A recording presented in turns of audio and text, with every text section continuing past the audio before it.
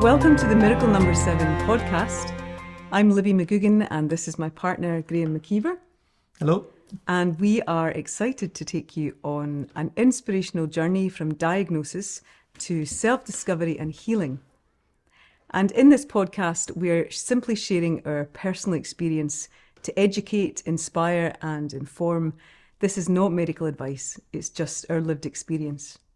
So in this episode, we are going to really take it from the beginning when all of this kicked off. So Graham, do you want to tell us a bit about that? Yeah, what I can remember anyway, which, so back in April this year, we'd been out that week on the Monday celebrating Libby's birthday. I'm not going to say which birthday, obviously, because she's a lady. 25th. Yes, 25th. We had a lovely night out. That was the Monday, had a normal week, felt fine.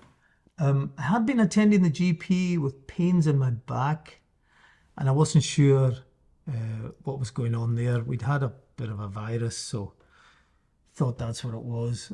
So the GP had arranged a CT scan.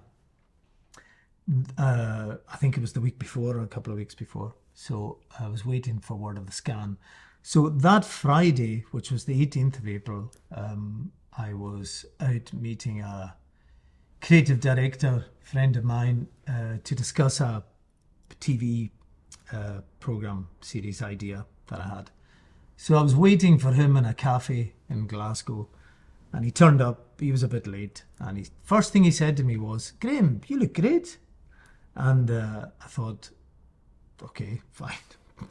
I said thank you, and we kind of got on with the meeting. And I came back home that afternoon, and Libby was here, and I was really excited about the meeting, really buzzing about it, wasn't I? You were. But I felt really tired. I didn't feel good. So I said to Libby, I'm going to have a lie down on the couch, which is not something I would normally do for those who know me. So I had a lie down, felt really tired, perked up after that and had our dinner, watched a movie, went to bed, had a normal night, good night's sleep, woke up the next morning, not feeling great at all, and I had some kind of slight pains in my abdomen, so I wasn't sure what was going on. But Libby and I went for our usual dog walk, and I was kind of coming out in a cold sweat. My legs were really heavy, I had no energy, I knew something was wrong, and I thought perhaps it was a viral thing, as you do. So it got progressively worse that evening, and Libby did say a few times, "Do you want to go up to the hospital?" And I said, "No, I'm fine, I'll be okay. It's probably just a gastric thing." Anyway, cut a long story short, we were in bed and the pains were getting really bad, and I went to the bathroom. It was about 11:30 that evening, and I remember saying to Libby, and I just suddenly had this cold sweat, just really overwhelming feeling of just cold sweat coming over me. And I remember saying to Libby, "I don't feel so good." And I fell off the toilet and fell onto the floor in the bathroom, semi-conscious, really. And I remember then hearing Libby's voice on the phone to the emergency services. So yeah, that was the beginning of it, really. It did come out of the blue for sure, despite, there were some signs of something going on, but my goodness, it happened like that pretty quickly, Yeah. And you then... Yeah, it was, as you can imagine, quite a scary moment to see you in that state, because you really were, semi-conscious, sweaty, shut down, and, the medical side of me knew that you were okay, in the sense that you were talking, but it was still, as your partner, it's a totally different experience, obviously. So anyway, but during this, it's a strange thing, but during all of this, I had this sense of calm, that I knew he'd be okay.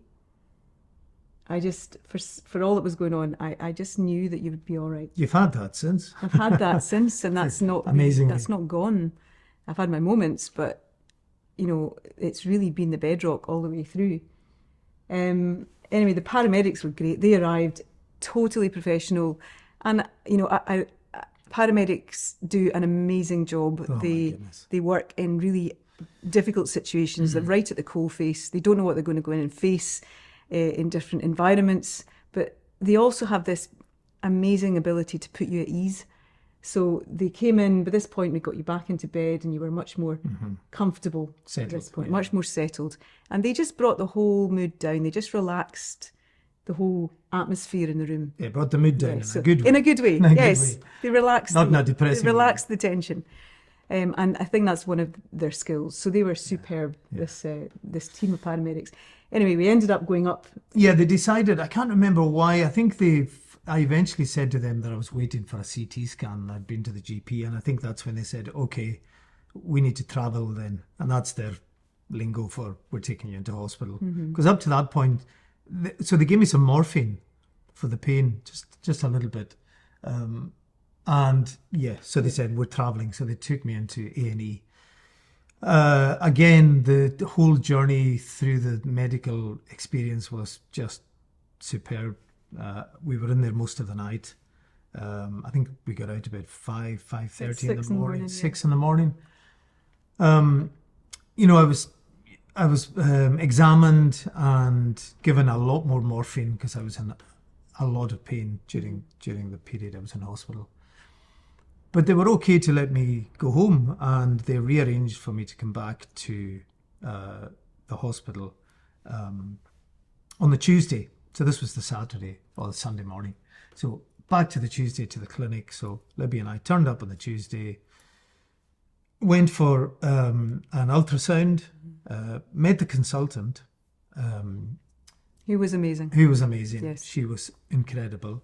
And it turns out she was a bowel surgeon. That was her thing. She loves bowel operations. Who'd have known that such people existed, but she does. She was amazing. So, you know, I had my ultrasound. Again, we've all had ultrasounds and you think, oh, well, you know, but she took me back into the office and said, okay, we found some spots on your liver. And we looked at each other, looked at her, we all looked around, you know, what does that mean? She said, well, I think there could be something else going on here. So I'm a bit worried about you. That's what she said. So she got me on the couch, did a bit of prodding around down at the abdomen and said, look, I'm going to run down to the CT unit to see if they can get you in right now for a CT scan. So we were, you know, by this time the runaway train has left the station. You don't know what's going on. You're just in their hands completely. And you just think, okay, I'm just going to go with this. Well, why wouldn't you? You just have to take the medical direction and advice. So off she did. She literally ran down to this CT place, which is down the corridor, came back out of breath, sweaty, and said, okay, I've got you in, let's go. Took me straight down there, and within 10 minutes, 15 minutes, I had a cannula in my hand or my arm, I can't remember. I've had so many since then. And into the CT scanner I went. So I think that was fine. I think we then got away home, and she said she would call. And she called the next day. That was the next day, I think it was. Yes, I think pretty so. soon. Yes. So she said, yeah, it very much looks like you have a blockage in your bowel, which was just shocking news to me. So anyway, long story short, she got us back in for another meeting at some point over the next week or so, sat us down in a room and said, look, we need to go in and have a look around, see what's going on in this bowel.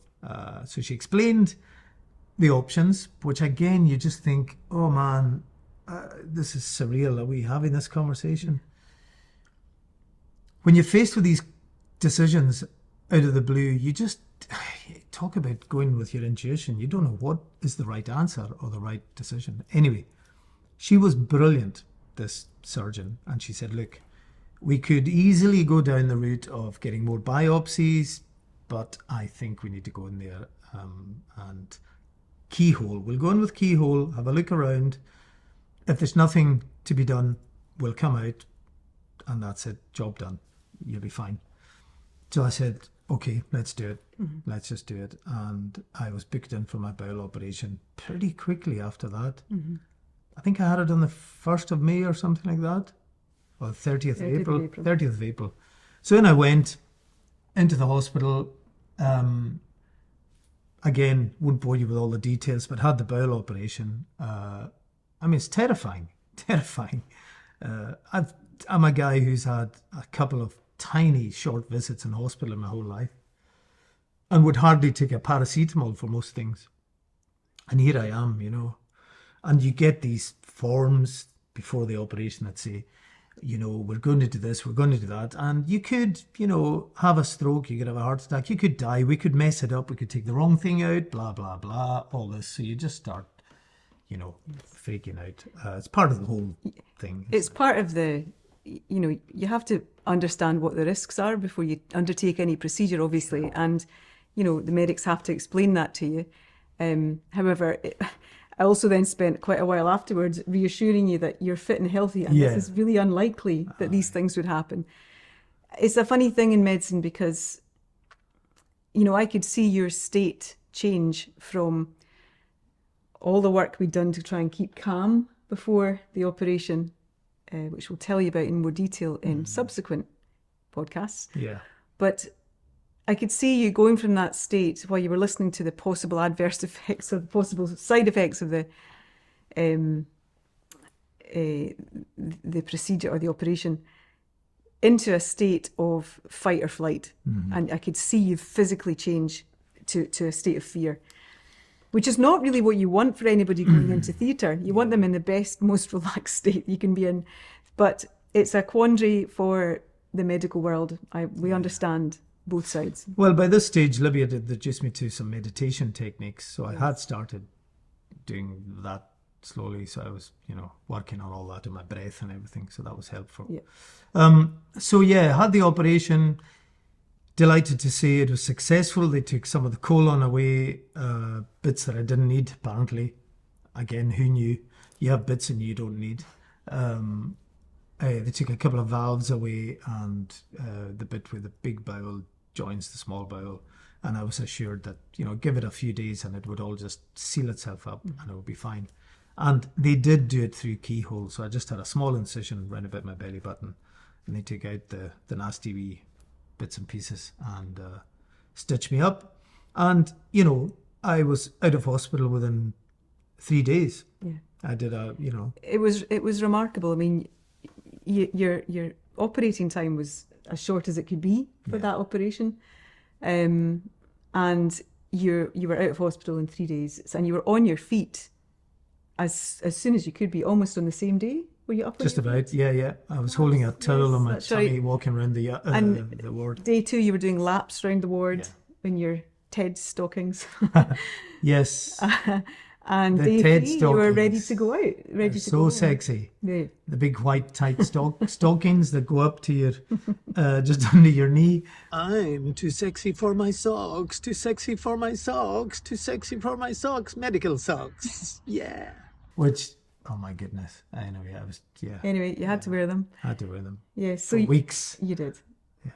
But you did really well and you were motivated, I think, to do well and just to get through that hurdle, which you did. Yeah, I mean, so got out of hospital on the 3rd of May, came home, and at that stage, that's all I thought I was dealing with. I was told there were spots on my liver, but the consultant had mentioned the amazing results they're having with immunotherapy these days. So I thought, great, I'll take a few tablets and an operation and I'll be grand, you know. It wasn't to be, I'm afraid. She called us up, I don't know, within 10 days of the operation or something. And I knew once I went into that consultation room that things were not going to go well. I could just feel it. And there was another nurse there, a lead nurse, so she had backup. So Libby and I walked in. She said, how are you doing? I said, yeah, doing really well. I was really upbeat, you know, keeping it. She said, good, yeah. And I said, yeah, I'm recovering well. Here's the scan. And she said, good. Okay. She said, well, it's not good news. So she said, I'm afraid it's gone to your liver and your lymph nodes. So it's stage 4 cancer. Wow.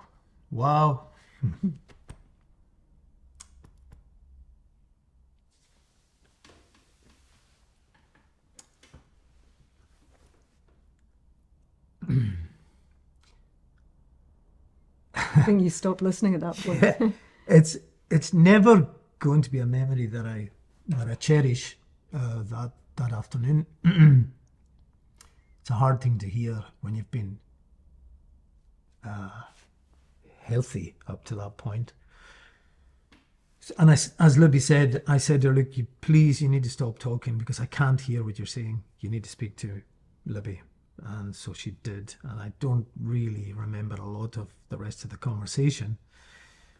What I do remember and will always live with me is the consultant saying, we're seeing a lot more of these turbo cancers now, as she called it, which is not the greatest thing to hear. And she said, I would suggest you go home, get your affairs in order, and spend some time with your family. So that was tough. That was tough. Yeah, I stepped in at that point because I've had a very different experience over the past 10 years with the people I've met. And so I said this, that's, of course, that's one possibility, but that's not the route we're going down. So I know people who've come through stage 4 cancer and they're fine. So that's the path we're taking. And it was interesting how things changed after that. And then the mood lightened a bit and there was a lot more positivity and possibility in the conversation if you after can that. call that the mood lightening, but yeah, it did. It did. Yeah. There was a shift, and I think it was important. Yeah, that's a really important moment, I think, for anybody, and of course, everyone has to decide what the right choice is for them, and the medics have to tell you the way it is from the evidence that they've gathered, but I also know from my own evidence, my own research and from personal experience of meeting people that there are other options and that there are other outcomes available to people. And why would you not aim for the best? So yeah, that's in that moment we made that choice. You did. I did. I was struggling. We Yes. both left the hospital. I remember this. I'll remember this forever. We stood in the car park, hugged each other, and I said to Libby, I don't want to die. And she said, I don't want you to die either, and you're going to be fine. Yeah. Again, heavy going stuff, heavy duty stuff. I mean, these are things that these are things you would imagine you will never say, words that will never come out of your own mouth, but they do. We all have to be aware of our own mortality, but when it hits you right in the face like that, it's a rug pulling moment for sure. So home we came, had to deal with this information, told family, close friends. That was tough. Actually, that was harder than hearing it, telling other people. But we'll get into that again in subsequent episodes when we talk about the effects that this kind of thing can have on your family and your close friends and your loved ones and those who are supporting you on your journey. So yeah, I was then referred to the local cancer centre in Glasgow, which again was terrifying because I know what that means. I know people who've gone there before and not come out of there. It was just so tough, that whole period. I felt so sick, so unwell, so, just helpless, really. So yeah, the next thing was up there to the cancer centre, met the oncologist. Who was also brilliant. Who was brilliant, superb. We've had the best people Yes. leading the care along the way, absolutely. Despite the difficulties we've had, I've had the best people. So by the time I got up there, I was jaundiced. So my liver was clearly not coping really well with things. And she said, look, again, it was a long consultation with lots of ins and outs, which we'll get into further down the line. But one of the key things she said is, look, we're in a really serious situation here. Basically, we need to get some stents in your liver. If we don't get the stents in your liver, that's it. She said, it's our liver that makes us pop our clogs, she said. For the uninitiated, that means that's how you die. So that was another tough thing to hear, again, from the oncologist. So I was left with no choice, but she said, look, this guy, the radiologist who will perform this procedure is the best at what he does. He's top of the game. If anyone can do it, he can do it. There's no guarantees, but so that was the next step. Yes. So I got pretty jaundiced over that period, didn't I? Mm-hmm. So the next part of the medical journey was going back to the hospital, going in for this procedure, which I was in for 3 days, I think, the first time. 3 days. Now, they tried to get the stents in. Again, the care was absolutely exceptional. Libby was coming up with my food. Yes. 3 times a day. I wasn't eating much of the hospital food because by this time we'd been put on a radical new diet by a really good friend of ours, Libna, who we'll talk about very in-depth. I have an in-depth conversation with Libna later down the line. They tried to get the stents in, but the liver was quite congested, and it just didn't work. It was the thing was that the tumor, there wasn't a lot of cancer in the liver, but it was just in an awkward place. Yeah. And the tumours were squashing the ducts that drain the bile out of the liver into, where it drains into the gallbladder. So they were obstructing these ducts, and it caused a kind of backflow of bile into the blood, and that's why you get jaundice. Yellow. So it was a procedure really to offload the liver, and what ended up happening was you had a bag put on the outside to allow the bile to drain and just let the liver settle down. Yeah. And again, the radiologist was exceptional. His manner was lovely. He was really, really calm and reassuring. And immediately we felt we could relax and trust his skill. And, he was exceptional. My God, the trust you have to give over to other human beings is phenomenal. It just doesn't. Yeah. It's off the scale. But yeah, they put a bag into the liver, which is pretty painful. It's a wee spike that goes into your liver, basically, I think, and so it doesn't fall out. So I had this bag the side of my, just above my waist here, my rib cage, and Libby had to drain it every 2 to 4 hours over a week, and the liver decompressed. But when I was allowed back home, obviously after 3 days, and I was starting to move around a wee bit more. In fact, we've got a little video here of me outside here, just trying to do some very gentle exercise, and I've got my liver bag on. So here's a little video clip. What are you grateful for today? Oh my goodness, the sunshine. Waking up to a beautiful sunny day. I'm so grateful. Just did some squats, wee bit of stretching. Despite having this drain bag, I still managed to do a wee bit of movement. So it's quite frustrating for me because I was so fit and active. And having this bag in restricts my movement. But anyway, every little victory, I managed to do something, and that's just amazing. If you can do that and just focus on the positivity of these little victories, I'm grateful for that also. And all the food, always the food, because I'm really enjoying the food that we're having. So yeah, I'm grateful for all of that. And you, my darling, obviously. That's not in any order. Actually, you should be first. That's fine. Yeah, all of it. Yeah. Lovely. Thank you.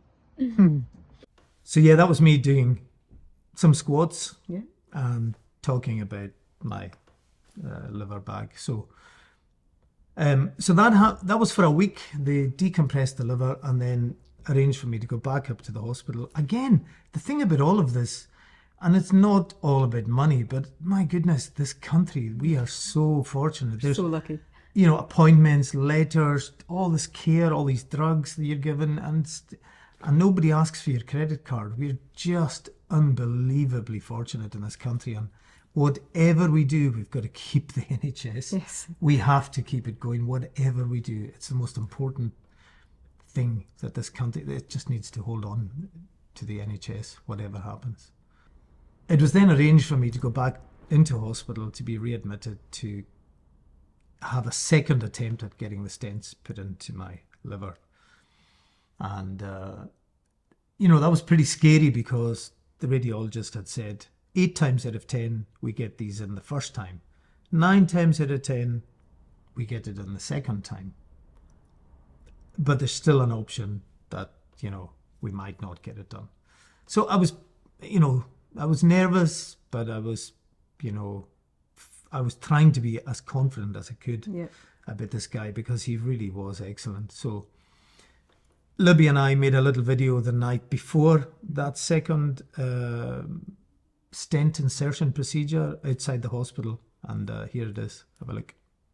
Well, the first thing is, I was a bit apprehensive, I suppose, but not as apprehensive as last week. But I'm very grateful to be here, and there's a team of people all ready to look after me. So I'm going down tomorrow for my second attempt at the liver stents going in, which I feel really ready for, and I think it'll work this time. Yeah, for sure. So I'm grateful for that. My goodness, sunshine today, beautiful day. It's been lovely all day, and I had a visit from Fiona today and Molly and Daisy, which was lovely. That was really lovely. I've had a really peaceful day, and feel calm. I'm really grateful for the peace and the calm that I have within me, actually. I am. And all the food. The food, every day the food. Every day the food. The food is good. I've always been grateful for food, but even more so. Libby took me up a beautiful chicken broth with lots of chicken in it and mushrooms Ginger. and ginger. So I had that in the hospital, which is much better than the food in the hospital, unfortunately. But yeah, I'm grateful for so much. But yeah, I think those things today, the peace and the calm I have within me is it's the thing I'm most grateful for, I think. And you. That's lovely. And you. Again, in no particular order. I don't even need to say I'm grateful for you, because I am every single day. So I think that period just the night before your stents went in was one of the most vulnerable times that you were experiencing. We didn't say it, but it was a big night. A lot was riding on that procedure, and it worked. And we're so grateful to the skills of the radiologist and the nursing staff in radiology and all of the nursing staff who cared for you during that stay. They were exceptional. And they were, they were good fun. They were great conversation. They looked after you so attentively. Yeah. It was a tough procedure because it was pretty painful. Yes, it was pretty painful. Yeah, but despite that, you kind of weathered that pain for 15 hours and 15 5 hours, days. yeah. But again, the nursing staff were exceptional. Absolutely amazing. They're so busy. They just don't stop, and they barely get a moment to have think, a cup of tea. have a cup of tea. But still everybody showed up with a real kindness and compassion and went above and beyond. Yeah. Not just for you, but for other people. You could see Absolutely. it was just absolutely the nature of the people and working there. Me being who I am, and I think a lot of people are like this, you didn't want to bother them. If you were in pain, you didn't want to go, press your buzzer, but all of them said, look, do not wait until you're in pain. Try and get ahead of it. Just let's give you this regularly. So they were brilliant. They were excellent. So, and you were up, you stayed, you slept in the room. yes, that first night I did stay. So they literally accommodated you. I slept in a little camp bed beside you. I can barely remember that time. Yes, it was a tough time, but you got out. Again, another wave of challenge that you came through. and got on your feet, got round the wards in your TED stockings again, doing the laps round the Oh, I ward. love those TEDs. I wish I'd kept them and framed them and hung No, them you up somewhere. just bin them as soon as you can. Goodness. And So I kept getting them mixed up with your TEDx. Because Libby did a TEDx talk, which, we've shared the link already with everybody, but we'll keep sharing the link. TEDx socks. TEDx socks. Yeah. So finally you got home after 5 days, and we have another little video that just gives you an idea of what it was like to come home. Okay, so little video tonight about what are you grateful for tonight? Oh my goodness. To be in my own bed, which I'm literally in right now. Because I'm just out of hospital today. In fact, the last video we did was the night before Yes. the procedure. The Wednesday evening, wasn't it? Was. So I had the procedure on the Thursday, and it was really tough. I had the procedure on the Thursday, and it was much, much, much, much, much, much, much more painful than I expected it ever to be. I wasn't ready for that level of pain. However, it was successful. So I have 2 stents in my liver now, and it's draining really well, and my jaundice is disappearing fast. So yeah, the gratitude is, oh my goodness. I mean, today I am very overwhelmingly grateful for the care and attention that I received from the consultants and everybody. And as always, Libby's part of this. She's been amazing. She was up there every day with me, and she even stayed one night. So every day from 7:30 in the morning till 11 at night. But the main thing, I'm really grateful for that, but also being in my own bed tonight is amazing. So, and I'm really looking forward to waking up in my own bed tomorrow morning. We had an amazing meal tonight. We made. I was fantasizing about this baked pakora, so we made carrot and cauliflower pakora, and even had a zero alcohol, no sugar, low carb beer to celebrate. I actually prefer it. Yeah, so we had a lovely meal. So yeah, I mean, the NHS care and skill that they have for getting me through this, it's incredible. And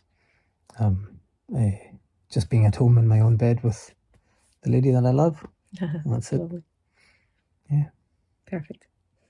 So moving on from that period when I came home from hospital after the successful procedure, things have got much better. My liver settled down. My liver function tests have gradually improved over time, so that's great. So it means the stents are working. No more jaundice, so that's just great news. And it just means that then you're set up and ready for any treatment. That summarizes the medical journey, certainly at the beginning of all of this. And yeah, it was a rough time. It was a really rough time, but I am so grateful that there were people with the skill and the knowledge to, be in a position to do what they did for me. It really saved my life, a couple of times. So what can you say about that except thank you? Thank you. So in the next episode, we are going to branch into really the next phase of our journey, and we'll be discussing a woman who changed the course of this path for us. This is an incredible woman who 25 years ago cured herself from stage 4 lymphoma and is now a picture of health and has been all the way through. So we will tell you more about her and her inspiring story next week and how it affected us and the choices we made. So we look forward to sharing it with you then. Thanks for listening. Thank you. See you.